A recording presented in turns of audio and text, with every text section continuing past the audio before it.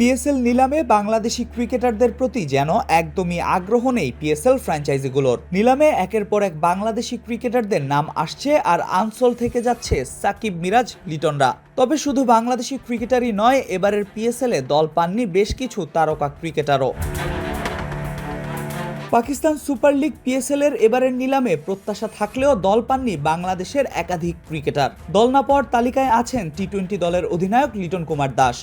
শুধু লিটনই নন, নিলামে অবিকৃত থেকেছেন বাংলাদেশের ওয়ানডে অধিনায়ক মেহেদী হাসান মিরাজও। বাংলাদেশি ক্রিকেটারদের জন্য এবারের পিএসএল নিলামটা যেন বেশ হতাশারই। লিটন, মিরাজ ছাড়াও দল পাননি অভিজ্ঞ অলরাউন্ডার সাকিব আল হাসান, পেসার তাসকিন আহমেদ, শরীফুল ইসলাম, হাসান মাহমুদ।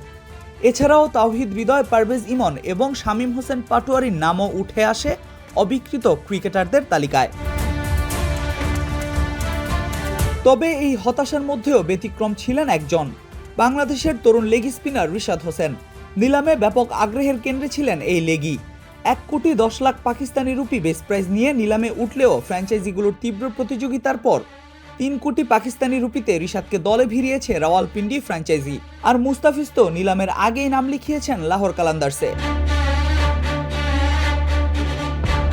বাংলাদেশি ক্রিকেটারদের পাশাপাশি এবার দল না পাওয়ার তালিকায় যুক্ত হয়েছেন একাধিক আন্তর্জাতিক তারকা ক্রিকেটারও। পিএসএল এর নিলামে দল পাননি শ্রীলঙ্কার অধিনায়ক চরিত আসালাঙ্কা, ইংল্যান্ডের অভিজ্ঞ ব্যাটার জেসন রয় ও David Malan.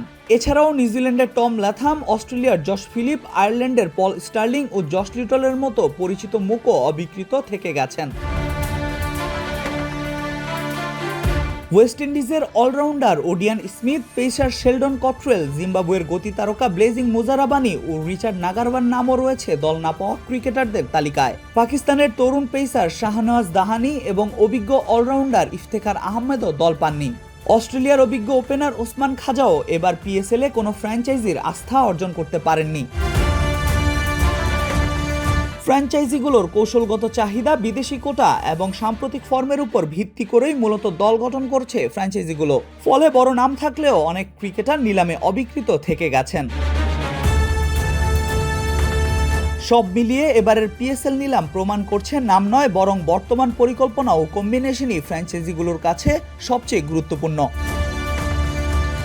Al Mahmud Fahim, BD ক্রিক time.